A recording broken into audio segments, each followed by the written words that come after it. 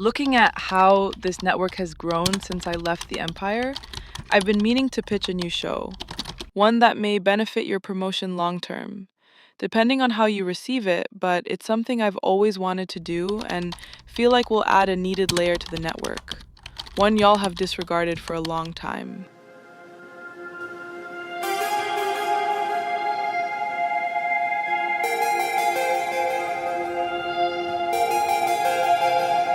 We've come to terms with misery. We'll all die anyway. No matter how you thought you'd earn it, was it nothing? I don't care. Now looking back on my mistakes, I'll make them all over again. We stand with fall. This is our war. What was lost, but that's what was fought. No confusing when we no such thing as halfway down. I know too well the dusty ground. Meaning when I say you understand. Meaning when I say. Ladies and gentlemen, welcome back to the Wrestling Empire Originals Network. We are back again with an all-new episode of Forever, and the road to Heartbreak pay-per-view still continues, which is starting to feel like the road to collapse because the unpredictability is on a whole nother level. This is our card tonight. We have Lou Stormer and David Ace in the Dream setup facing each other finally one-on-one. We have the Dream Breakers making their return versus title way for the first time ever, and we have Jazz with an open challenge, which is also looking like a first time ever. A lot of first times happening, and speaking of first time, look who we have in the crowd, the first ever female booker in the Wrestling Empire. What is she doing here? Interesting things. Kickstarting things off, it's David Ace versus Lou Stormer. This setup is a very interesting one. David Ace made his singles debut at the last show. We had a 10-man battle royal to determine the next contender for the World Championship. David Ace eliminated Lou Stormer. Had a crazy performance. They both started actually the battle royal. Had a crazy matchup. They basically gave us a preview of this match. David Ace, Lou Stormer were working together most of the match, and David Ace caught Lou Stormer off guard and eliminated him. Lou Stormer is still upset about that because he wants the World Championship back. Ladies and gentlemen, here we go. Lou Stormer versus David Ace for the first time ever. One-on-one dream match for the hardcore fans here and forever. What a suplex. Simply because David Ace is one of the most prolific, oh my goodness, superstars in the Wrestling Empire. 5-time world champion in Japan, rising sun. 2-time world champion in Super Lucha Libre. He is facing the face of forever, the face of this era, Lou Stormer, who is also a former world champion, is the inaugural world champion of forever, and he has been having a hard time. This match, how this match came about is simply because, and you can say it runs deeper than David Ace eliminating Lou Stormer. Lou Stormer has had quite a problem with superstars who have been in this network for such a long time, for quite a long time. He doesn't understand OGs stepping into this era and trying to make a name for themselves or trying to leave a legacy, because he feels like the forever era is for the new stars. Recently didn't like the returning. He didn't like Jesper Russo returning. Wanted to derail Jesper Russo's road to Collapser. Post Collapser, he wanted Sexy Jesse gone. And now you have, and look at this. Oh my goodness, what a reversal. One. And right now you have David Ace, one of the important superstars post the Evolution era in Japan. And Super Lucha, what? Lou Stormer was going for the forearm, and David Ace adapted caught him with a suplex, and this is why he is a 5-time world champion in Rising Sun and a 2-time Super Lucha Libre. One of the most, you can say he is the smartest wrestler we have right here. Adapts quickly. He is a complete wrestler, you can say.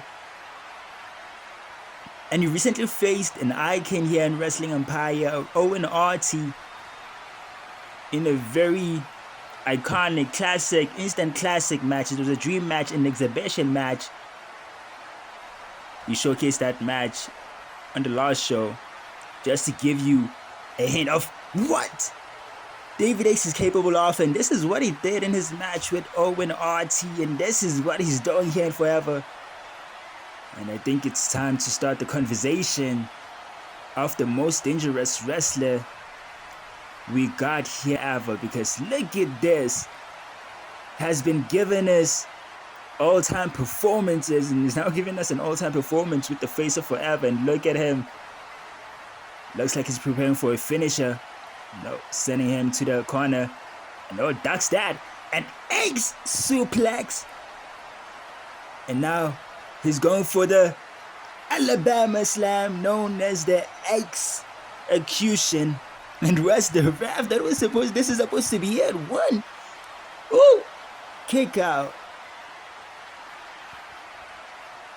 That was so close. That was a perfect execution, and look at the reversal.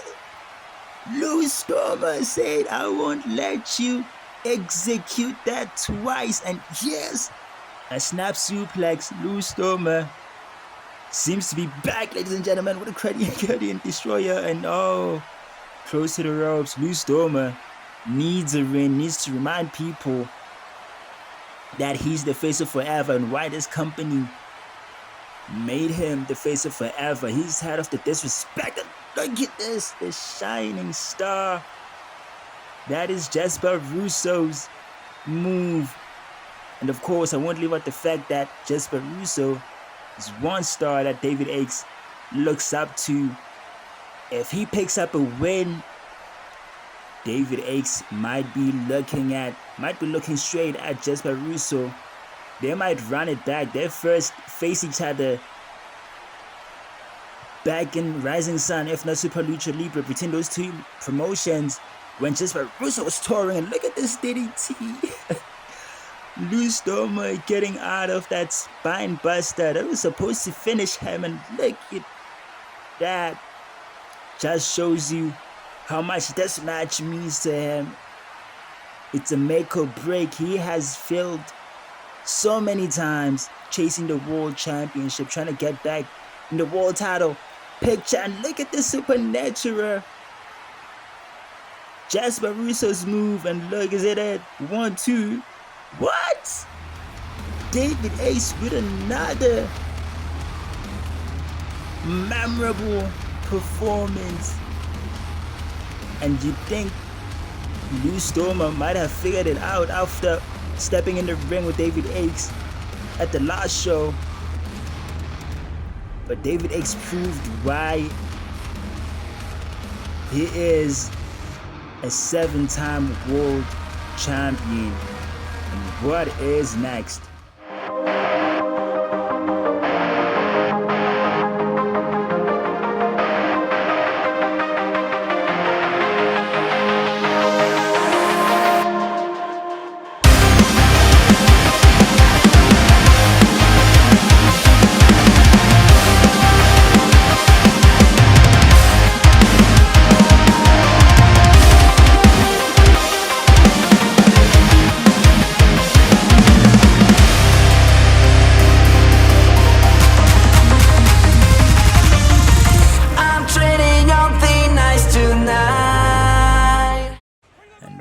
Back with some tag team action. Agent Waters and Owen Chaos back together after challenging Scott Boone for the Hardcore Championship. Both superstars answered Scott Boone's open challenge back to back, tried to capture the singles title, trying to remind the Forever Universe or the Wrestling Empire why they are the future of this era.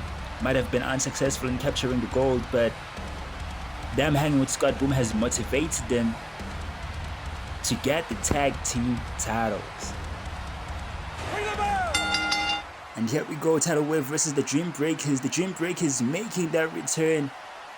We haven't seen them since the road to Collapse. They have returned to have one last run with the tag team titles, and look at that. Moonsault. They came back to have one last run. What a stunner. One last run with the tag team titles. They were unsuccessful in winning the tournament. They made it to the semifinals, didn't make it to the finals, and look at this. Oh my goodness. And Owen Chaos, all that work he put in his match against Scott Boom has paid off. Look at him adapting. Look at him moving with a killer instinct.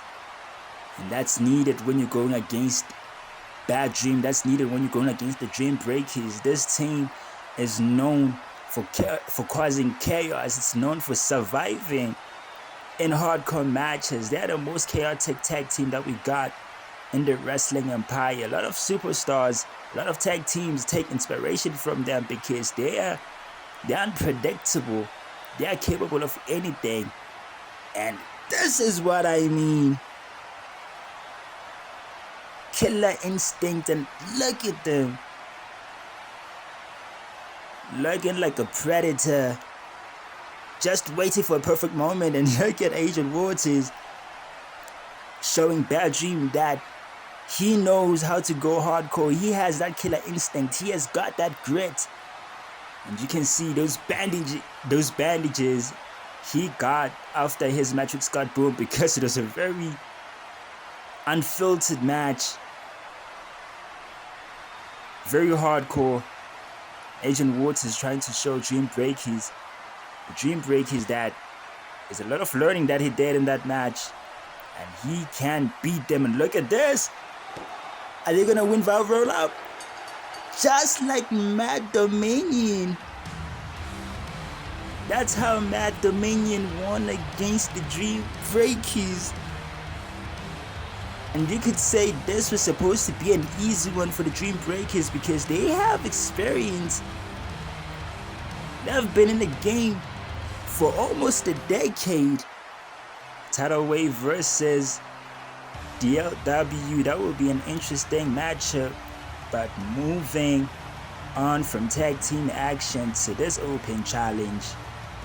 Jazz in a good mood after beating Belinda, who was complaining, talking on how Jazz got like a collapse, and that one-on-one, if it was a one-on-one setup, Jazz wouldn't have been Intercontinental Champion. If they had a one-on-one setup, Jazz wouldn't come out Intercontinental Champion. But look at him now.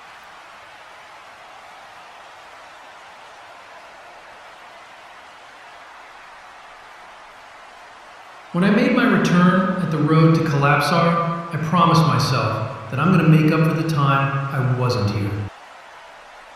So I'm not going to wait for a special night to defend this championship. I will be out here every chance I get and challenge anyone in the back. So to everyone watching right now, the Jazz Invitational has officially begun. If you believe you're better than me, come prove the Empire. Let's see who's gonna answer the open challenge.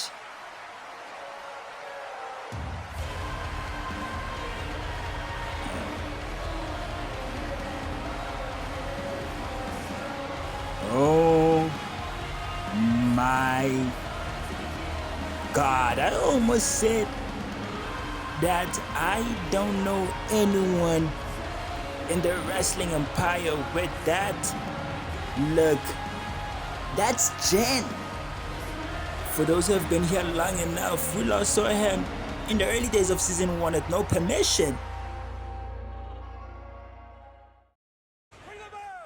And oh my goodness, what an answer to an open challenge. Jen, who we last saw in the early days of Forever at No Permission pay-per-view. And this is because he got injured during a match against Albatross. If I remember correctly, Albatross was so pissed that the match had to end, that the referee ended the match after confirming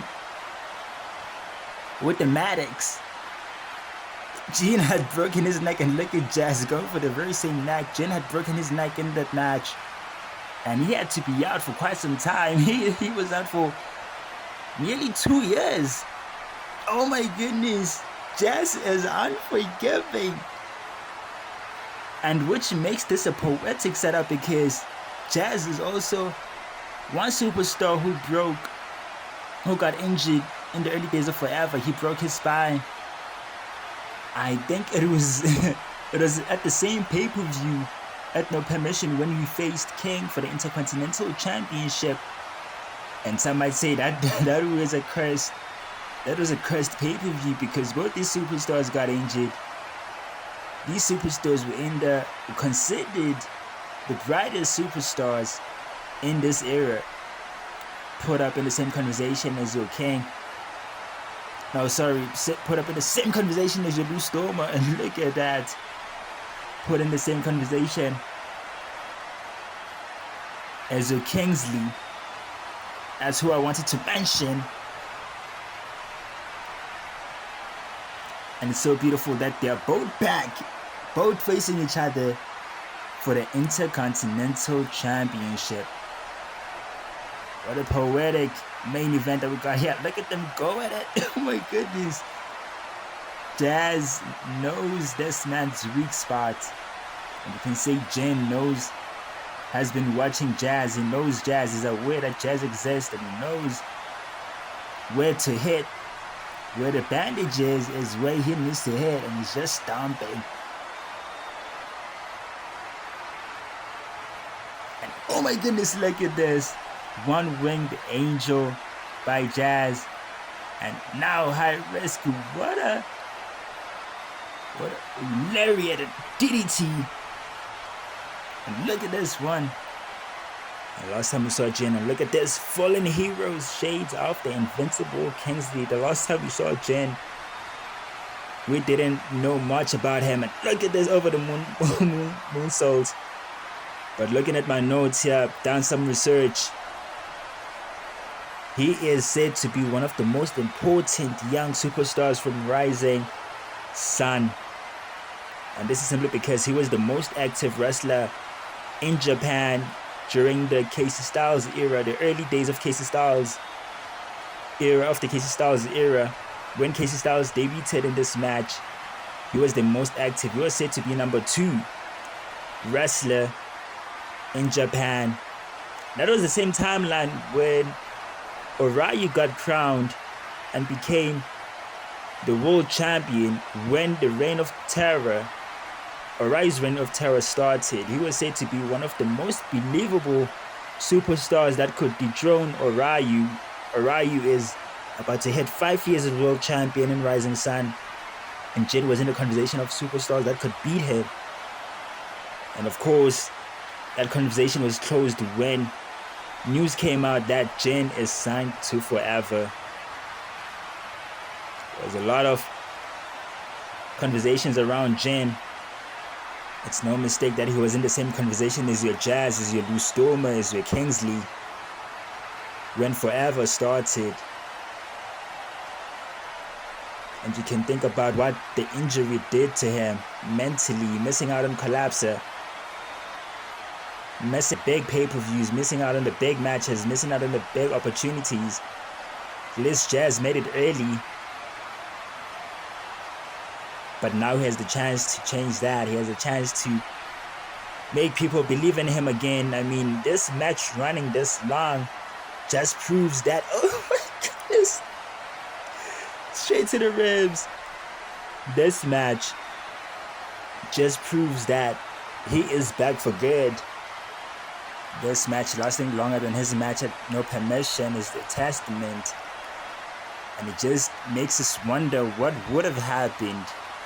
Makes us think of an alternative reality where he wasn't injured, but that's not where we are. We're in the present.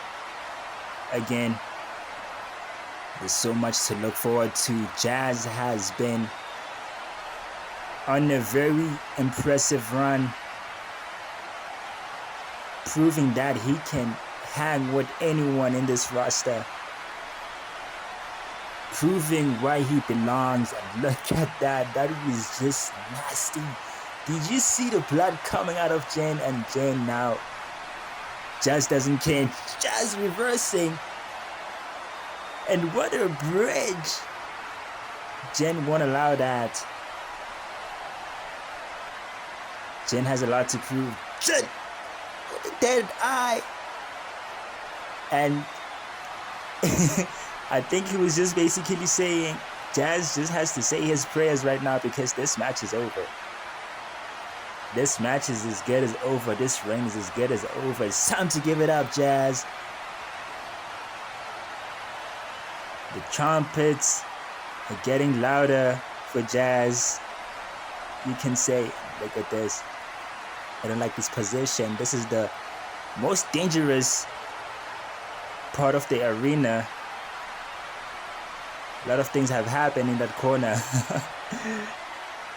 If you've been here long enough, you know that corner is not good. And what?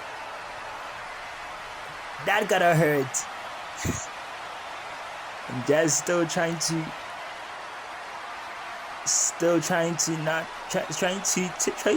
avoid being caught lacking.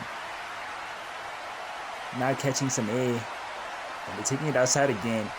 And of course, vintage Jazz with that DDT. It has to be over. Take it back in the ring. Jen takes us back in the ring. And Jazz is like, no, we can still do this. We can go the whole day. And oh my goodness. What? I don't know how Jen survived that, but oh my goodness. And again, that drop kick. Jen is taking everything. He is indestructible right now. Jazz is taking out. He's clearing everything. And Jen is like, nope. I didn't come back to lose. I have already lost everything. I have lost a lot of opportunities. I have lost my moment at Collapser. He's thinking about an alternative reality where he could have been part of the Fatal 4-Way at Collapser for the Intercontinental Championship.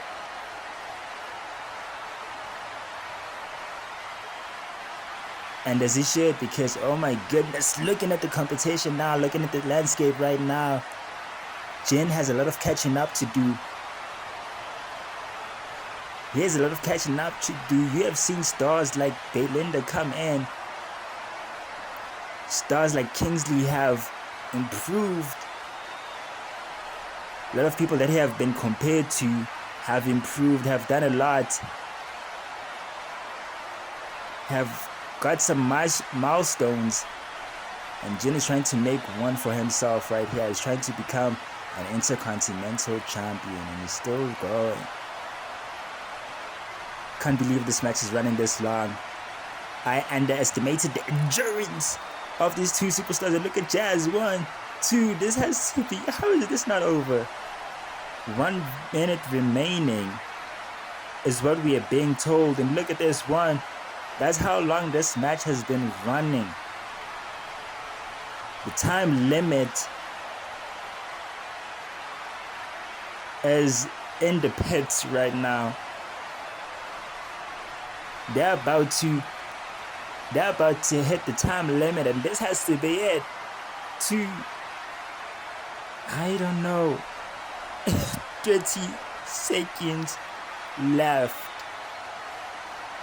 Jazz has to do something. Jazz has to come up with a plan to defeat this man right here. And he's putting all the stunts. Jen is trying to reverse. Jen is trying to survive. Jen is trying to break the tie. And oh my goodness, there's no hope. It's over. It gotta be over. We're being told this match is over. And I almost forgot the big face-off between our world champion, the forever world champion Jesper Russo, and the winner of the 10-man battle royal, Kevin Orr. These two go way back. They have some words to get out the way before their dream match. They'll be facing each other for the first time ever.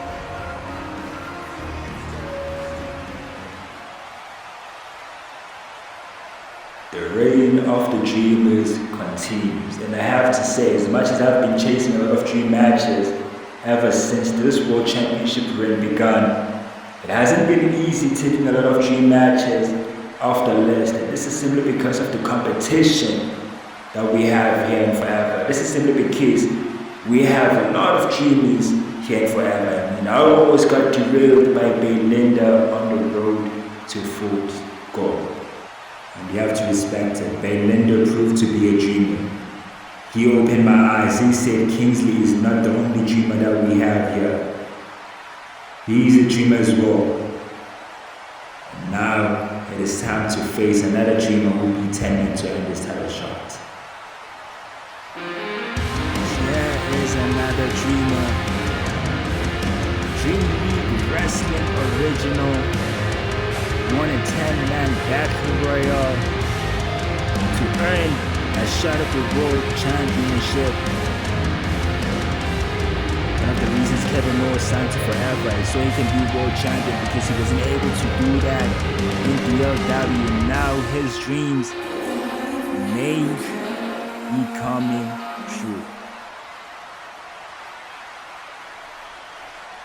So you and I go way back. We go way back to DLW. A lot of people might not know this, but we go way back to DLW. You were the first person who texted me when I made my debut in this network. And you said that that company was built for me, that I am a future world champion, that I am the face of Dream League Wrestling. And you watched over me ever since. You watched over me during my darkest days, the darkest one being when DLW closed down. You texted me and reassured me. You were the first person who texted me and reassured me that I shouldn't give up, that there's still more to this, and that I will become world champion one day. When Forever opened, you put in a good word for me and made sure that I came here. And me being here motivated you to come here as well, to finish your story.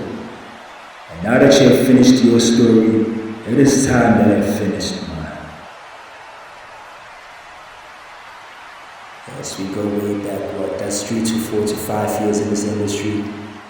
We go way back. I've been meaning to meet you. The reason I kept on encouraging you, the reason I kept on following you around is so that we could have this setup, face each other for the World Championship. I was hoping to find you at DLW as World Champion. I was hoping to find you here at Forever as World Champion, so we can give the Wrestling Empire the match that they have been yearning for, that they didn't know they needed. I want you to prove that you are my successor. Prove to the Wrestling Empire that you are the future. No. This makes absolutely no sense. This makes no sense at all. How is it that Kevin Orr is the #1 contender for the World Championship when I'm the last person to beat Jesper Russo? When I beat Jesper Russo heading to Fool's Gold, how did we get there? I don't know how you want to do this, Kevin Orr. It's either you let me run it back with Jesper Russo and you get a title shot at Heartbreak, or you face me to get a shot at the World Championship. I don't know how you want to do this, but I won't allow this to happen. This is not happening on my watch.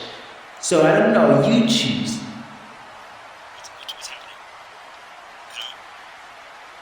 And oh my goodness, that's Dende. Dende attacked Sexy Jess the last time. We saw Dende and Panda attack Sexy Jess the last time, and now they're attacking the world champion. And look, it's Panda. Panda is attacking Kevin Orr.